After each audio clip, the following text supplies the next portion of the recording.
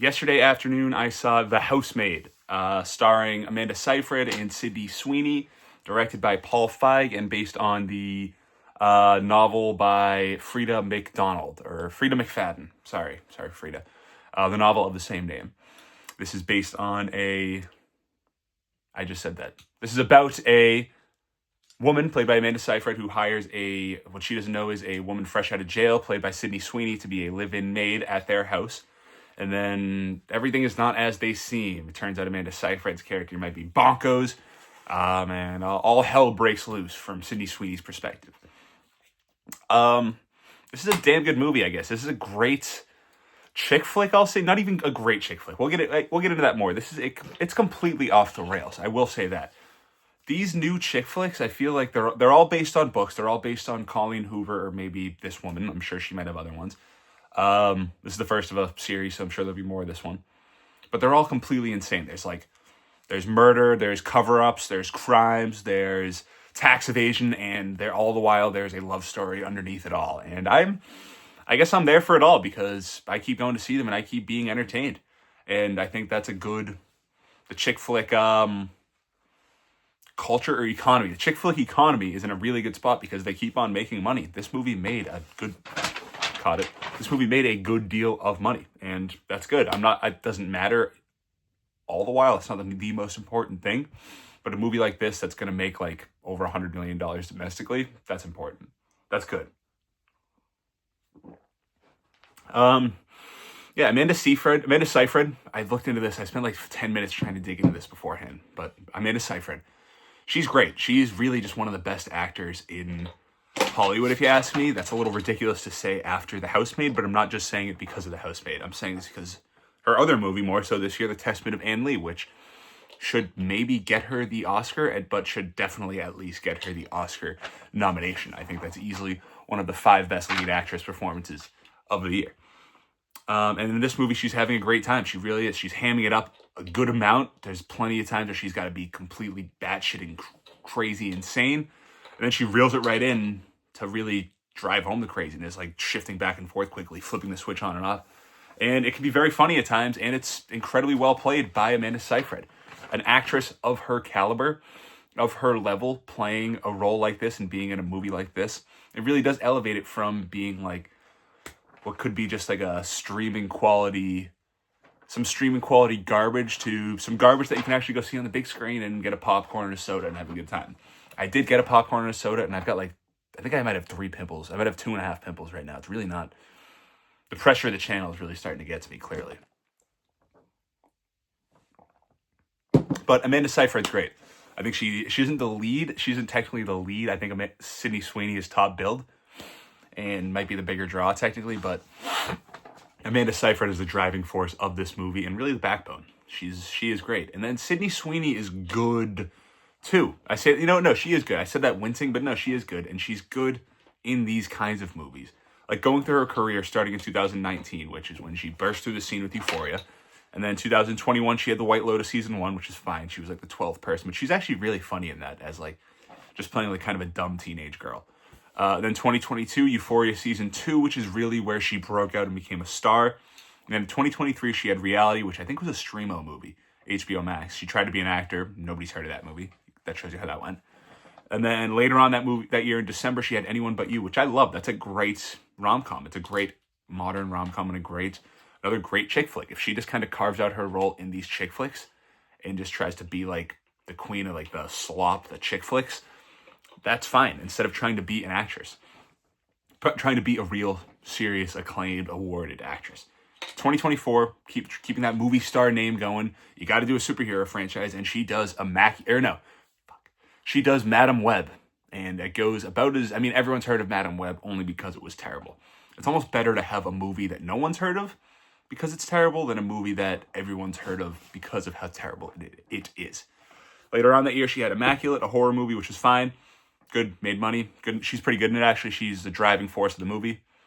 There's a football game on that means nothing but fumble. I'll always have interest in a fumble. Down to the 1, it looks like. Texans ball, yeah. And then that was it for 2024. And then 2025 this year, it has not been great for her. She had Well, in May, she starts selling her bathwater, which I think is not important, but is part of the story, I think.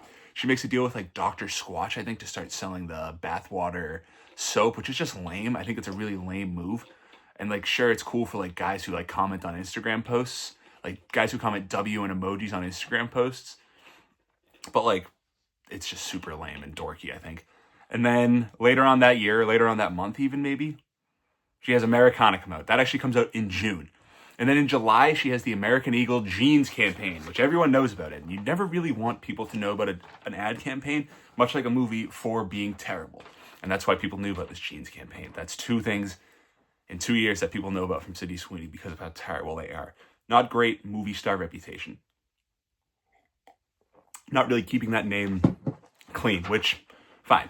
And the way she handled the American Eagle thing it didn't bother me. It was like a dumb, poorly worded campaign by the company, but the way she played it off was super lame, because she had like an interview where she was basically like asked like, hey, what do you think of people that are like making a big deal out of this and people that are like thinking that this supports their message of white supremacy? She's basically just asked like, what do you think of white supremacy? And she's easily given the option to be like, yeah, I think those people are pretty retarded and I think this whole thing's pretty dumb. But instead she's like, when I have something to comment on, you will know. And or like when I have something I care about, you guys will know and I'll say something about it. So she had that like whole like she like stared down the dumb reporter and that like went viral, which was so lame. Sydney Sweeney is very lame, and she became very lame in 2025 and damaged the reputation. And then what do we got? That's November 4th where she says that. And then she has Christy, which came out, I think, might have actually came out in. Did that come out in November? I think it came out in November, but sucked ass. No one saw it. And that was her Oscar hopeful. She thought like, all right, here comes Sydney Sweeney, the actor. And I mean, the little engine that couldn't, because it took off and fell right in its face. It had some Variety articles that tried to say it was an awards contender, but it's a classic. This had Oscar buzz and came up with nothing. And to put it in fighting perspective, this kicker he's almost missed 2 PATs. To put it in fighting perspective, this was a first round knockout on Christy. She lost. On Sydney Sweeney. She lost. And then, 31 days after her GQ interview about the American Eagle campaign, where she was like, I don't really care, she says that she was shocked by the reaction and she can't believe, and she thinks that it's because she didn't say anything, and she's so sad that she didn't say anything. And she did this whole statement, this whole puff piece with People about how she feels terrible about the backlash from the American Eagle campaign. And this is 31 days after saying, when I have something I'll care about, you will know about it, and she's being asked about the campaign. So all it took was a movie tanking, her awards campaigns falling off a cliff, and another movie on the horizon in the studio saying, hey, Sydney, figure it the hell out and shut the hell up and say you're an idiot and say that you should have said something. Not that it really matters, but don't dig your heels in and try to be like this tough guy badass, but don't actually like do anything about it. Like, don't actually say anything. Especially when it's like a softball, like, do you support white supremacy? And she was like, when I have something I care about, you will know. And then she does this whole thing, and she's saying, I hope in the new year, this brings more focus on what connects us, not what divides us. Like, shut the hell up. She does, like, in the new year, please, you're a B-level actor. Don't try to, I really don't like Sydney Sweeney. She's a fraud. I hate that. Once her award campaign fell apart, once her reputation, her movie star image, her movie star reputation, her movie star, like, price, I guess. Like, her movies weren't making money. Once that happened, she had to basically kiss the rings of the Hollywood liberals and say, I'm sorry, which I think is very funny. I don't like her, believe it or not. But I don't hate her as an actor. And I think if she sticks to these, like I said, these B-level rom-coms, these chick flicks, rather than trying to win an Oscar for playing a boxer, and while promoting the movie where you're trying to win an Oscar for playing a boxer, you're wearing a loose tank top and a push-up bra on the cover of Sports Illustrated. Like, have some shame. I really just don't like her. Like, if you're gonna try to win the Oscar, try to win the Oscar. Don't try to play both sides. I don't like her. But I don't hate her as an actress. I basically just said that already. And if she sticks to these movies, like, she's gonna have Euphoria season 3, which will be ridiculous, but it'll be, I don't even know if it'll be entertaining. And then Anyone But You, second one, I will be there for that. And I'm sure she'll keep making these terrible chick flicks because the serious roles aren't going to be knocking anymore, especially after Christy. And moving on the cast, we have Brandon Sklanner, I don't really care, as the husband. And I think he was pretty good too. He completely hams it up. He's insane at times, and people were kind of laughing at some of his parts, especially as the movie went on, like in the third act and late in the movie. Like his character is just absolutely ridiculous, and he does a good job with it. I think that the fact that he plays it so over the top is important because it's a very over the top character, especially in that third act. What else we got?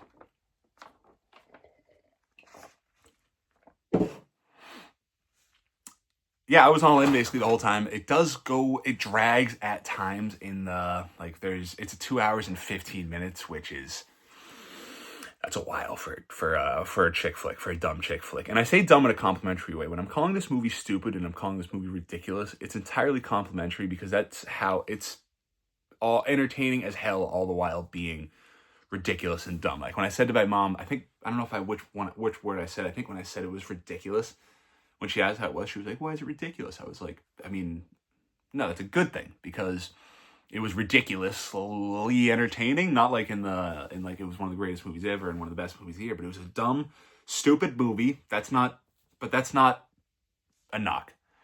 It was very entertaining, and it didn't have to be the serious or realistic movie at all. Especially in the end, it completely flies off the rails. The way it ends, I mean, spoiler alert, I guess, for the ending of The HOUSEMAID, if you really care, it's just absolutely insane. The fact that the cop is just like, let me just lay it all out if you don't really care. So this guy they end up getting the bad guy, the husband, locked in the room in the attic, and Sydney Sweeney has him rip out his tooth, and she has already stabbed him in the neck with a tool. She stabbed him with like a 4-inch deep wound and like a 2.5-inch wide. So he's got a deep wound in his neck. He's got his tooth pulled, and then when he dies, he falls down they push him down the stairs. I forget exactly what happens. I think they push him down the over the railing, and he smashes his head off the railings and lands on the ground, and they end up trying to play it off like, hey, he fell down the stairs, is what they'll tell the cops. And that's what they tell the cops. And then the woman police officer, not that that's a bad thing. I don't know why I even had to preface that and say that's not a bad thing.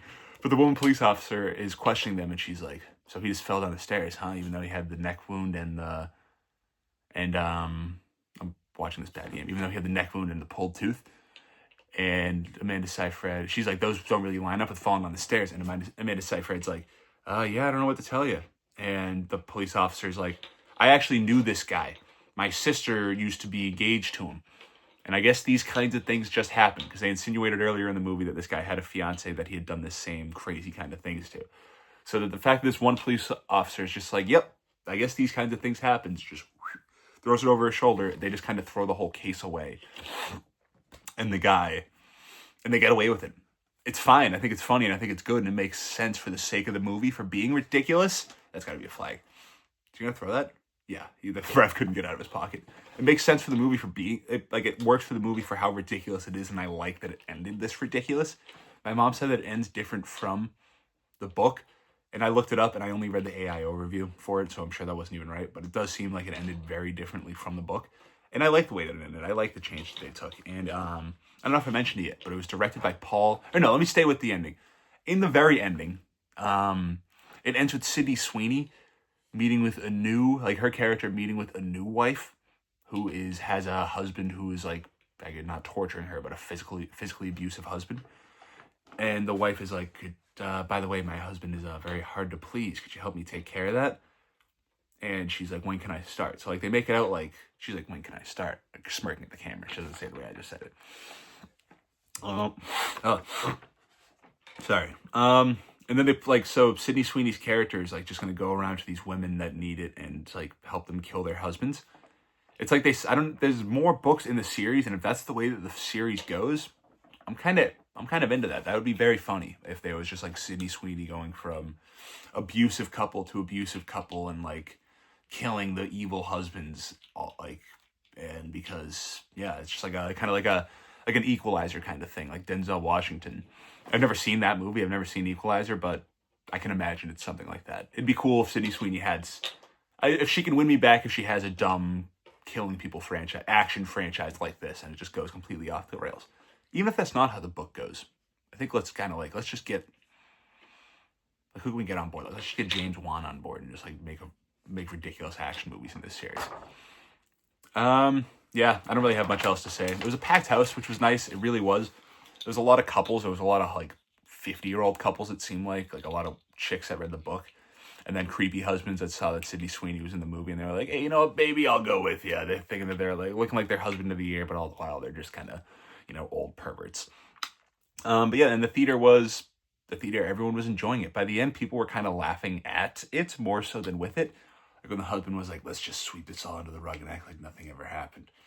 And the music is dead serious, and Amanda Seyfried's like really thinking about it. People were like chuckling at it. And there was even one point where I heard a guy do like the, like not that expensive. He's like the snore wake up, something that I've heard my dad do like 500,000 times. I know that move, and it was just funny to hear that in the movie theater, and just the fact that he was definitely dragged to the movies, and that must have been kind of mortifying for the wife.